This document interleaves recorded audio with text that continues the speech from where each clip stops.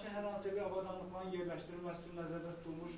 Təlimdə ümumilikdə 59 məktəb direktoru iştirak edib. Tədbirin əsas məqsədi təhsil müəssisələrində əməyin mühafizəsi sahəsində mövcud qanunvericilik tələblərinin tətbiqi, beynəlxalq standartlara uyğun təhlükəsiz və sağlam iş mühitinin formalaşdırılması istiqamətində rəhbər heyətin bilik və bacarıqlarının artırılması olub. Təlim çərçivəsində Əməyin Mühafizəsi Mərkəzi Naxçıvan filialının müdiri Ruslan Ələkbərov bu sahədə mövcud hüquqi baza, işə götürənlərin məsuliyyətləri və idarəetmə mexanizmləri barədə ətraflı məlumat verib.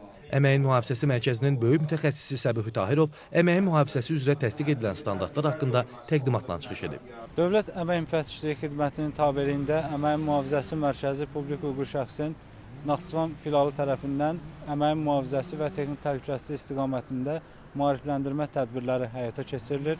Demək olar ki, Naxçıvan Muxtar Respublikası ərazisində bütün rayonlarımızın hər birində ümumi təhsil sahəsində maarifləndirmə tədbirləri həyata keçirilibdir. Bu artıq Şərur rayonunda keçirilən həmin bu maarifləndirmə tədbiri sonuncu maarifləndirmə tədbiri kimi hesab edilə bilər. Mövzumuz ISO 45003 üzrə idi.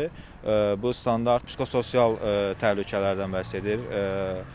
Psixososial risklərin idarə olunması, psixoloji təhlükələrdən bəhs edir. Biz məktəb direktorları ilə bunu müzakirə etdik, məktəb direktorlarına məlumatları çatdırdıq. Söz gedən təlimlər təhsil müəssisələrində təhlükəsiz əmək şəraitinin təmin olunmasına, idarəetmədə qabaqlayıcı yanaşmanın formalaşdırılmasına və insan kapitalının qorunmasına xidmət edir. Heydər Məmmədov, Atabəy Səyyad, Abbas Quluzadə, NTV Xəbər.